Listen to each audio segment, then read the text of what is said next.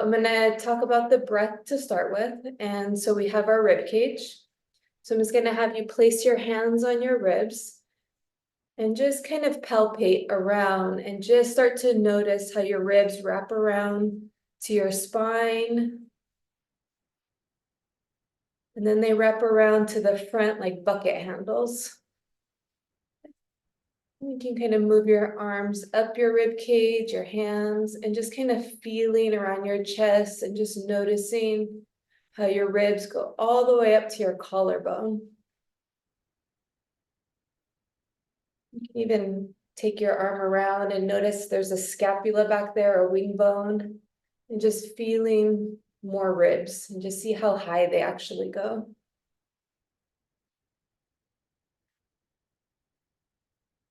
So our ribs wrap around like bucket handles and they plug into our spine. So we have joints going all the way down our spine, wrap around to the front, and they plug into our sternum. There's cartilage and then joints. So ideally, when we breathe, our ribs should be able to expand outwards, and our upper ribs have the ability to rotate like Venetian blinds. And then inside of our rib cage, we have our lungs, and we have most of our lungs are in our back. So that's kind of just like the basic anatomy of that. So for now, just kind of getting used to feeling around your rib cage and noticing that we're three-dimensional. It's like a barrel there. Yeah, and then just taking a break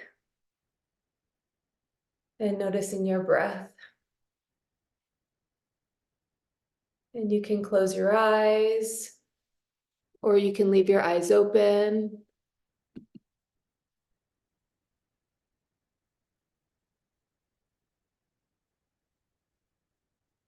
And just noticing what your breath is doing and where you feel it. And there's no right or wrong.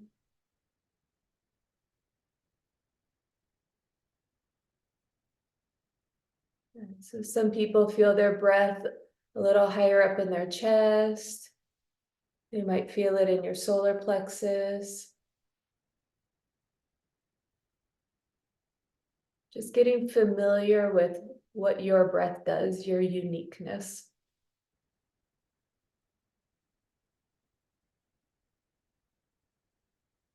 So the fascia is everything that's wrapped around our muscles, the bones, the organs. If you imagine an orange, the pulp is our muscle, the white stuff is fascia, and the skin is our skin.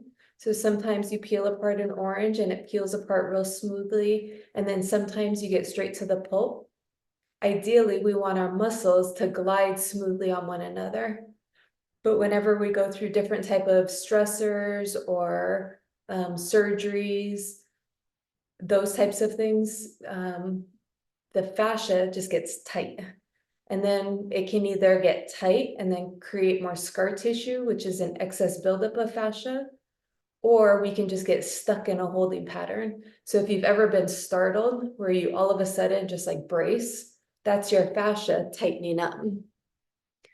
So just as you're sitting there, just keep recognizing, what does your breath do? What is its natural movement?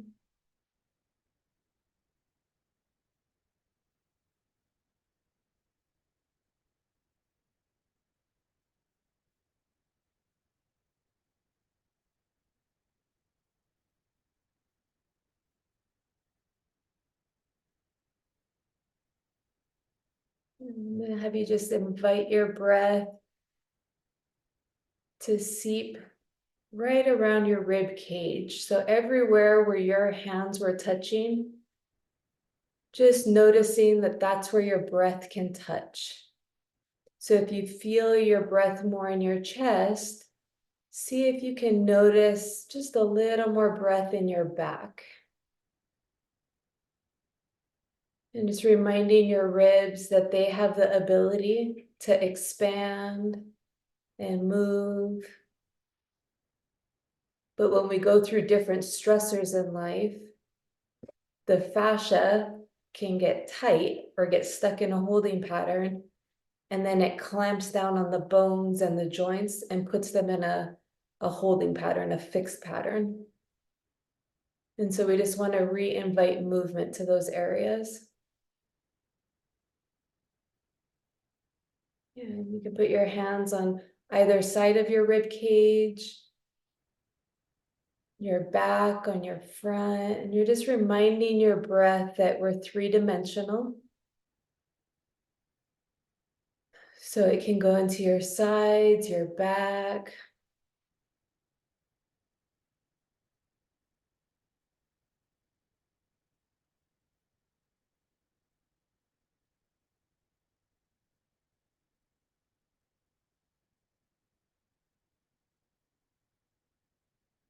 And if you feel a new area where, oh, I just felt some breath touching my back ribs, or I felt my back moving, just take a mental note of that. And that's going to help you to create a new neural pathway so that when you are under stress, the breath will have an easier time finding that space. Like, oh, I'm going through a certain situation. I remember I can breathe. I can breathe into my back.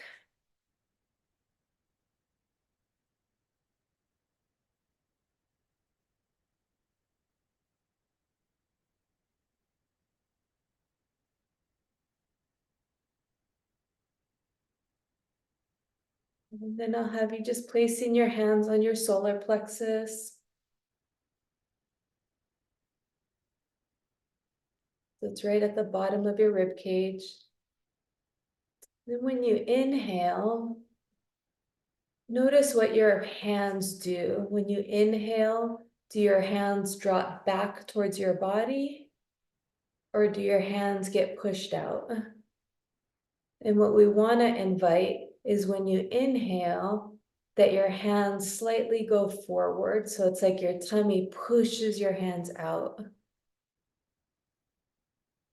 And that can be really counterintuitive for a lot of us.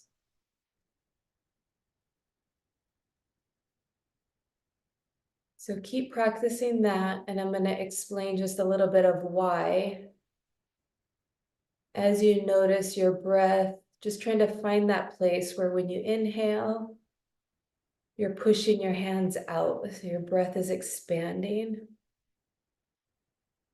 So a lot of us are taught to hold our cores really tight, or a lot of women or men as well, hold your tummies really tight and hold that gut in, or exercise your core, do a lot of abs and tighten that core down, hold it. And what that can do is it compresses the rib cage and it puts it in a fixed pattern. And then also it sucks our diaphragm up. And that can also happen when we're under stress. So like if all of a sudden we get startled, you see my body kind of goes up, and that pulls the diaphragm up. And the diaphragm is a dome that sits at the bottom of the rib cage. So if we have that excited breath, that pulls the dome up. And so when we're pushing our hands out, what we're doing is we're inviting the diaphragm on the inhale to drop down. So it's almost like an umbrella that's opening.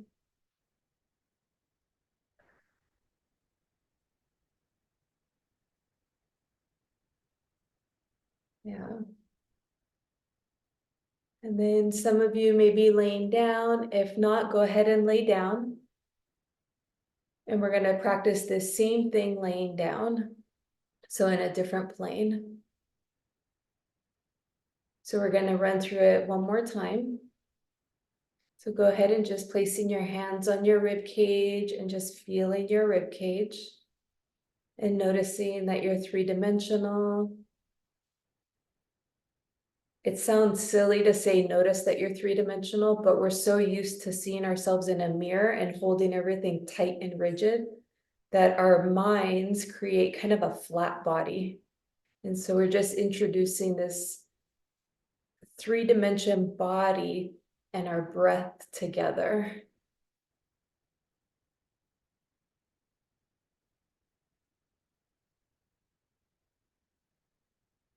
So as you're feeling your rib cage, you can rest your hands, or you can keep your one hand on your rib cage, or two hands, whatever feels comfortable. But notice what your breath is doing again. Maybe you feel it more in your lower rib cage now or in your back. And then notice if your abdomen is holding tight and see if there's room for your tummy to soften or your abdomen to soften. And if there is, seeing if that created some space for the breath to drop down even more. And when the breath drops down, that's the diaphragm dropping down.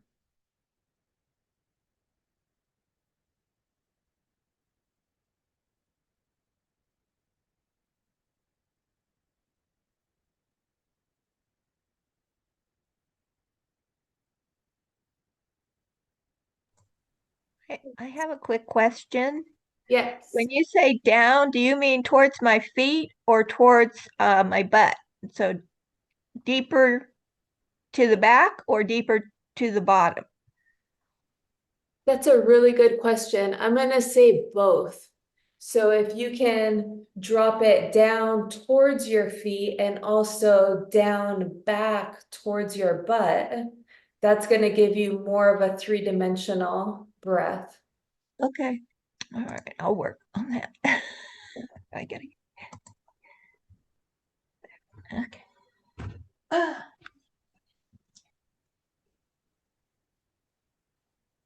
And so when you feel the breath going in, it's going in through your nose or your mouth. Notice if your jaw is tight, if there's room for that to soften, to let more air in, allowing it to seep down your throat. I'll imagine at times as my throat is a fire hose and letting a whole bunch of air just seep in and dropping down through the body.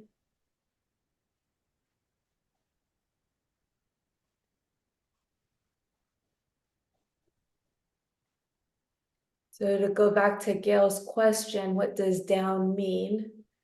Go ahead and place your hands on your lower ribs, your rib cage, and just feeling all around your rib cage.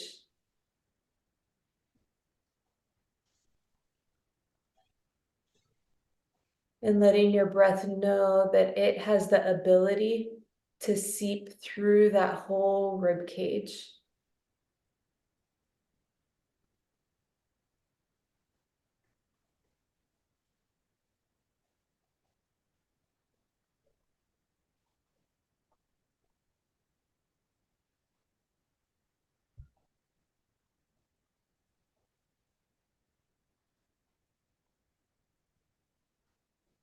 So I'm going to stop talking for about 2 minutes just so you can explore your breath and just notice what it's doing without me talking.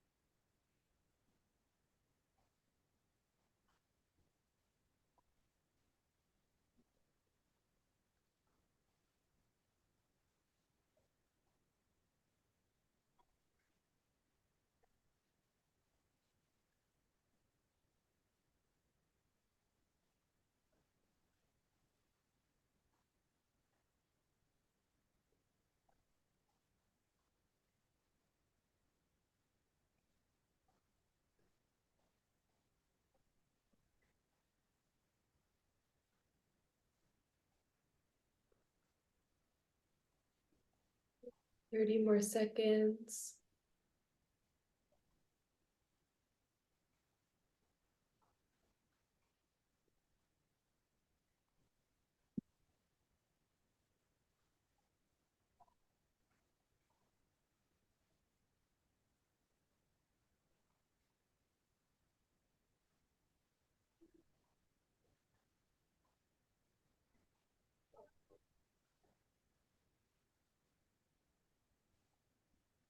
So just taking note of what you noticed with your breath in that time. And then we're going to build on that to create a stronger neural pathway, assuming that it feels good and you feel more expansive, your breath feels fuller. If it does not feel good, don't do this next part. You just go back to what you were doing. But if what you just experienced in the last 2 minutes felt good or better than what you were doing, go ahead and notice what you're inhaling. Take in the scents that are around you. It's like you're really smelling the fresh air of the pine trees or wherever you are.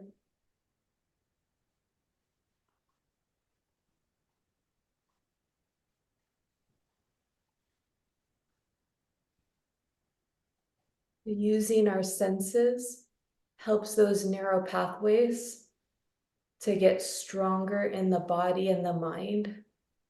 Again, so then when we're in stressful situations, the body has a bigger narrow pathway to come back to that place.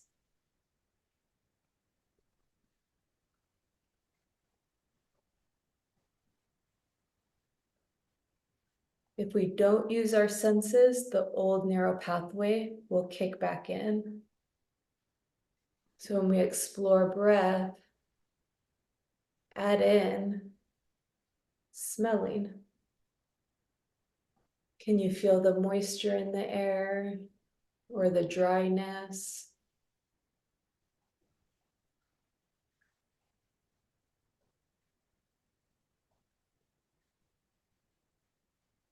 Take note if you're inhaling more than you're exhaling, or if there's room to let out more air.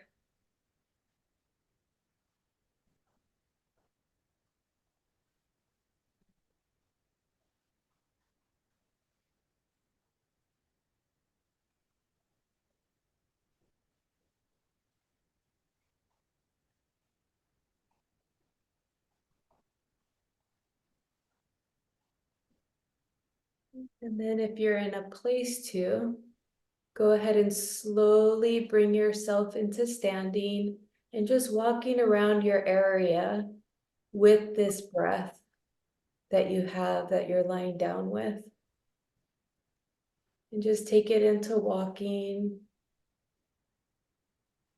You can pretend that there's a pie or your favorite dish sitting in your windowsill. So as you're walking, you're smelling that scent. And just notice if that gives you a nice lift when you're walking, and if that helps to expand your breath some.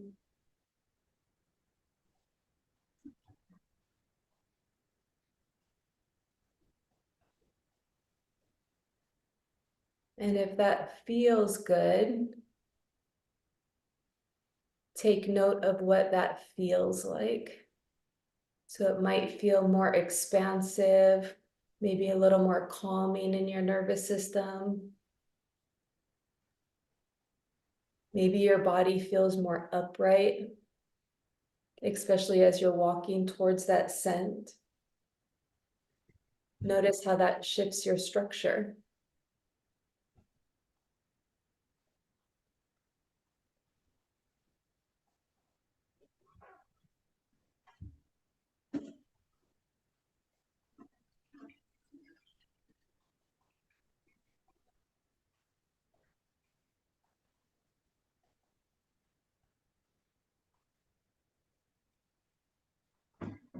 And then after you're done walking around or exploring that, you can go back to laying down or sitting, whatever you're comfortable with.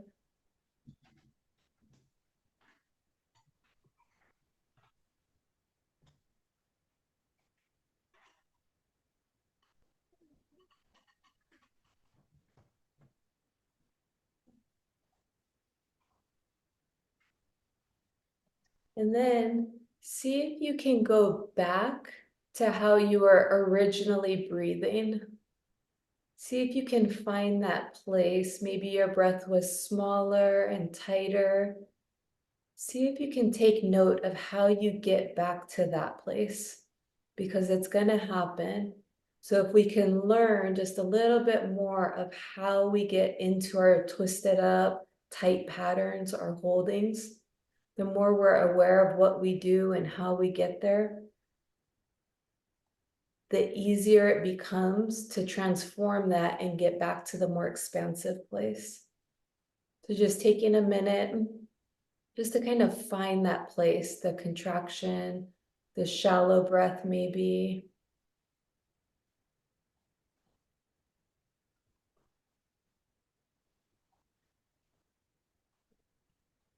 Maybe you've had enough of that and you want the expansive now. So then go back now and find that place that you just found of the expansive breath and how you got there. Maybe you have to re-smell the pie in the window to kind of, oh yeah, that's how I got there. My body feels a little more lifted, more space in my rib cage. My breath pushes my ribs out to my sides, my back.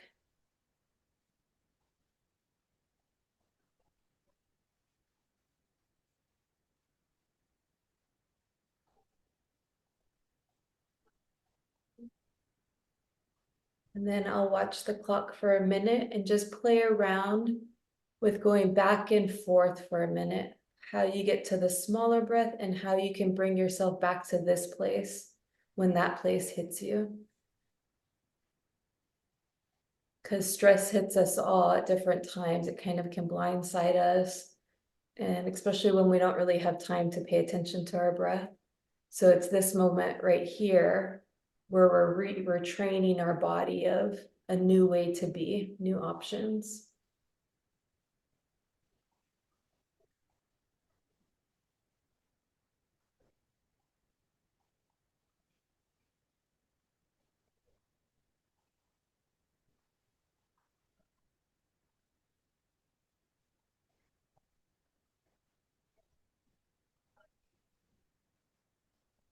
And that was a lot of me directing your breath or telling your breath what to do. And in that, we're just giving it new options. And at the same time, I want to take all of that away.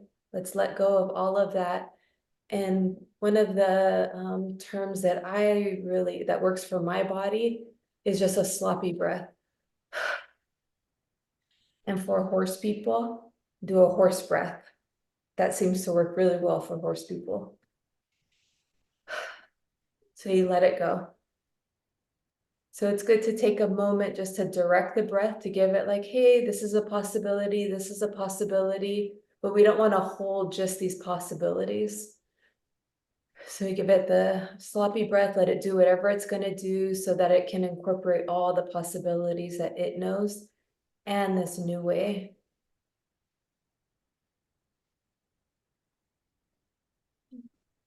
And then we'll take a few minutes. So if you have to use the restroom or get some water, go ahead, or you can just lay there, but I'll watch the clock for 3 minutes and then we'll come back together and we'll move into an exercise to practice low back stability. And for that one, you'll want to lay flat on the ground. So.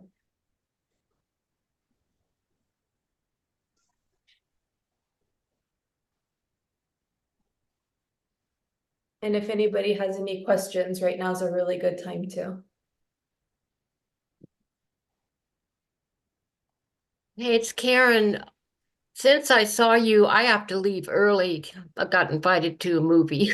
Oh, good, good, good, good. Yeah, you go enjoy your movie. Yeah, no, but I just will be leaving abruptly. That's all. Oh, But yeah. this is Yep. great. Thank you. You're Yeah, welcome. I noticed I'm a real shallow breather. Hadn't paid attention to it. Oh, well, I hope it helps. Well, it does. It makes sense because if I'm walking down the hall, I'm shallow breathing, and then if I any exertion, and all of a sudden I'm going. So Yeah, thank you. and it's so interesting because that exertion we pull up and it's used for an emergency breathing. So it's designed for when there's an actual emergency to pick up our ribs or up Yes. and get us out of a situation or get through something. But we Yeah. get stuck in that, like you're saying. Yeah. Yeah. So it's something to watch. Thanks. Oh, you're welcome. Thanks for coming.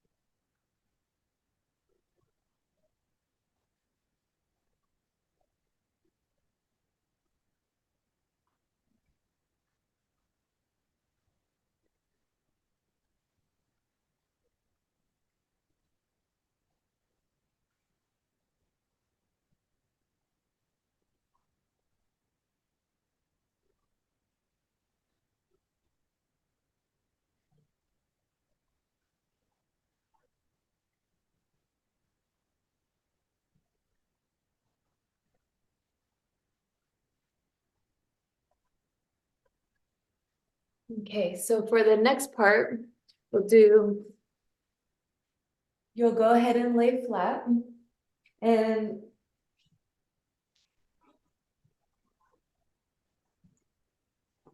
you kind of pull your shoulders back or not, just get comfortable.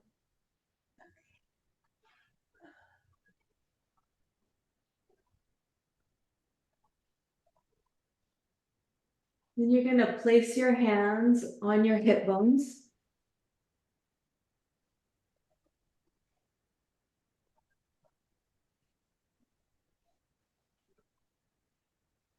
And then you're going to pick up your knee and notice what your hip bones do. So take note if they move or if they don't move. And then place your foot back down. And then again on the other side, so noticing if your hip bones move or if they don't move. And then placing your foot back down. And then we're going to do that same thing, but with your feet, or excuse me, your knees on the ground, so your legs straight out. And then your hands on your hip bones.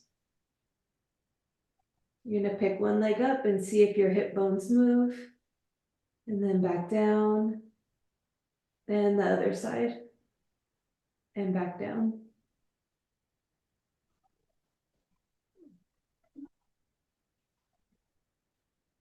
So if your hip bones did not move, ignore this first part. If your hip bones did move, let me reframe that, reword that.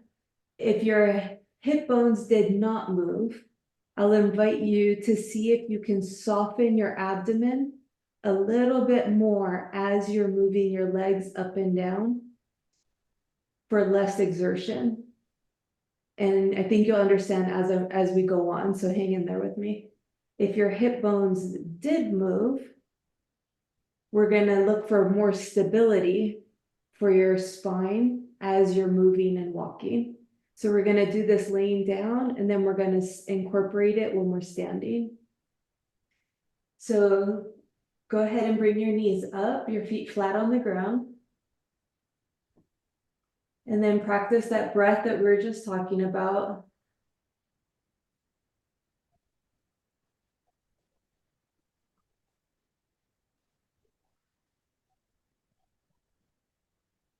See if you can feel your breath touching the backside of your ribs. You may or may not, just planting the seed that the possibility is there. But then you're going to feel tall through your head.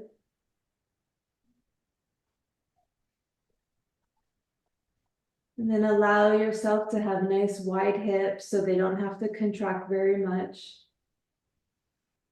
Your shoulders are going to stay nice and soft. And then this time, when you bring your right knee to your chest, ever so slightly press down through your left foot and see if you can let your left foot help you pick up your right knee. So go ahead and back down. And then now put your hands on your hip bones now that you have that movement down. And you're going to do that same thing.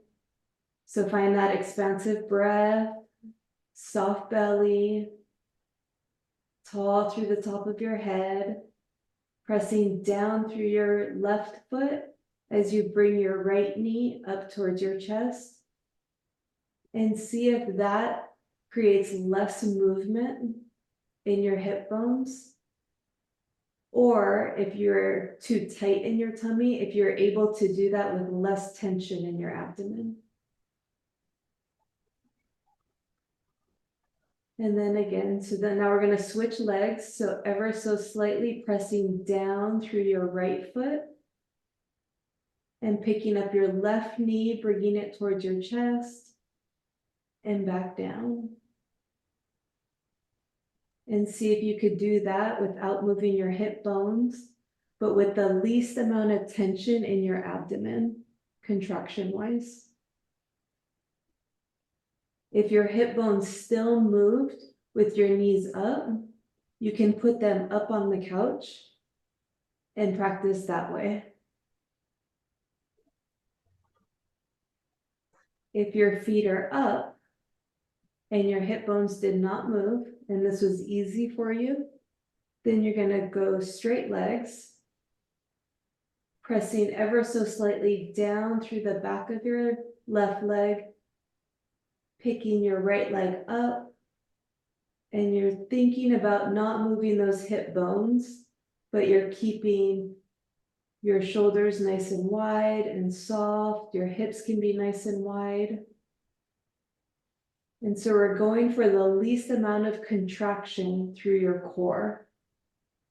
So it's a new way, a different way to engage your core than we're traditionally taught, to clamp everything down. Good. So I'm going to bring my feet back up. You can do whichever one you wish. And I'll walk you through the knees up one again. So you're laying down, you're finding that nice expansive breath. Maybe it's through that sloppy or horse breath.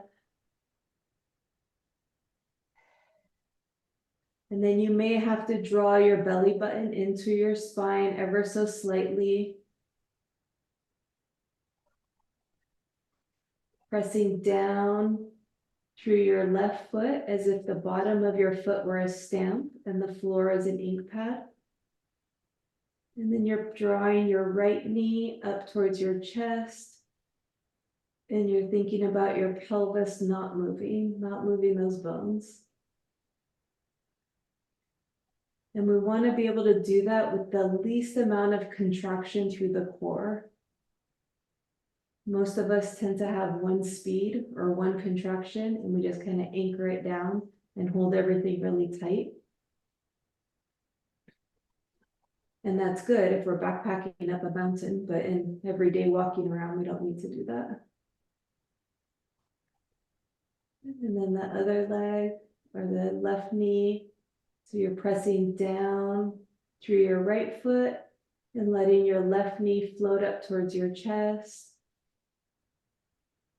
And see if your shoulders got tense, soft shoulders. And then letting your foot come back down.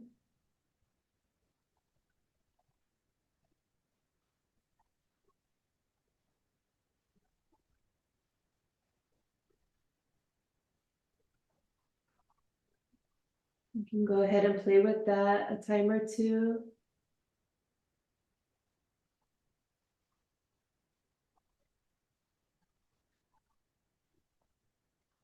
And then we're going to add in. So now you're going to go back to neutral. You're feeling tall through your head, yet your neck is relaxed. Your shoulders are nice and wide. They're relaxed. Your hips can be nice and relaxed. Now listen, use your ears, listen to the birds, the sounds around you. See if you can hear somebody talking in the distance. So we're using our senses again to create a stronger neural pathway for this. Letting your left foot feel the temperature, the texture of the ground.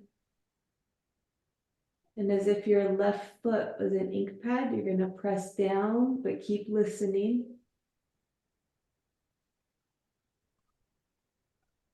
And floating your knee up towards your chest.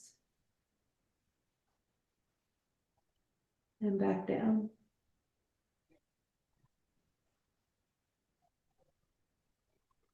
And then we're going to switch sides.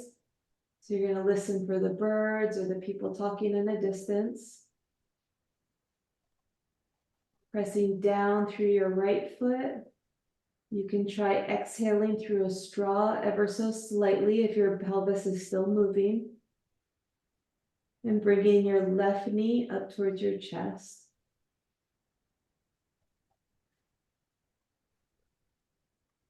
And back down.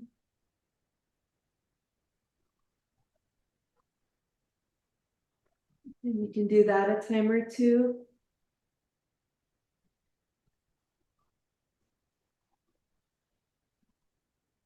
And if anybody wants to put their video on so I can see them, you're more than welcome to as well. So this is a good exercise to do a few times a week, especially if you found your pelvis moving. And that can help to retrain the body to create stability when you need it. And if you guys are interested in this, we can do a few more classes around this. Because sometimes it takes a few times to really understand what I'm talking about or what's going on.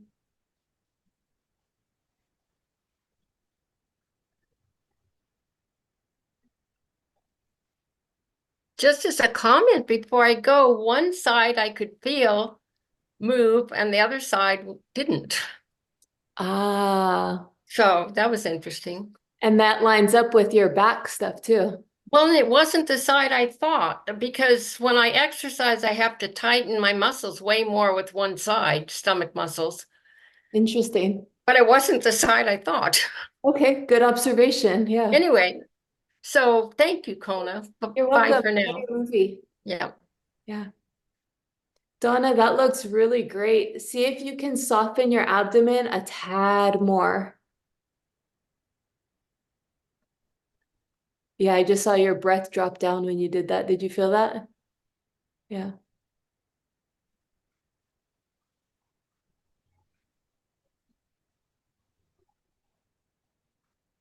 Good. So then when you guys are ready to stand up, roll to the side and push yourself up and see if you can take that into walking around, but you want to walk around slow because when we walk around at our normal pace, our neural pathways kick in of what we already know. So we want to implement this kind of new way of walking, and it's just a new option. It's nothing that we have to keep. So when we're walking slowly, or when we're walking, just like walking around in everyday life, we don't really need that much stability in our back. But the more active we become, if we're putting a backpack on, then we want to start adding in a little more tension. So we're just kind of learning our bodies and learning how to gauge like, oh, I'm going to pick up a 25-pound thing. I can tighten things down. But if I'm just walking to the kitchen, I can feel tall through my head. I can allow my shoulders to be nice and wide. My pelvis can be nice and open. I can let my feet melt into the ground as I'm walking, like a stamp, walking through ink pad, a big ink pad.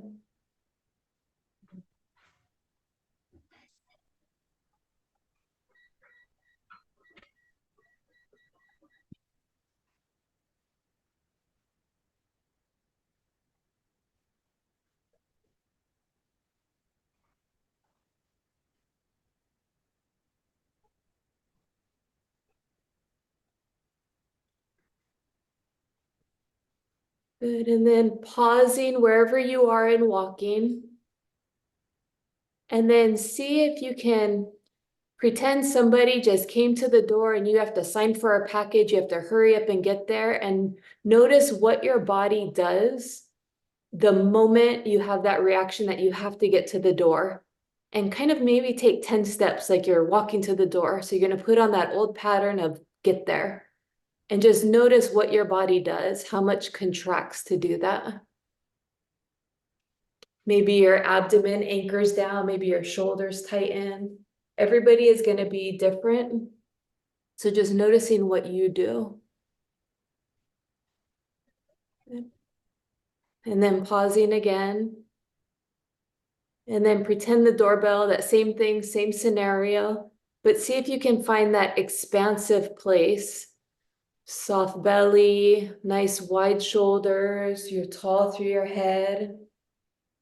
Allowing your feet to feel the ground, that stamp, and you can still get to the door, but you don't have to contract and hold as much in your body, if that makes sense.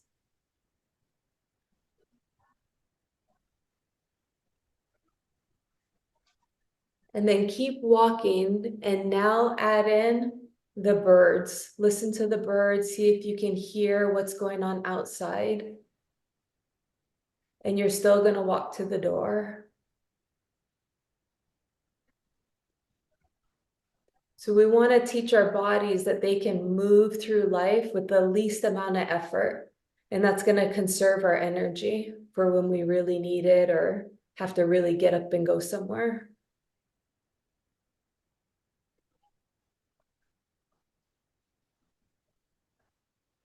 And so then we'll pause it one more time. So just pause where you are. And then notice that first impulse of what your body wants to do when you first start walking. And then come back and pause and find tall through your head, nice wide shoulders, soft hips, and see if you can start walking from that place. And then hear the birds.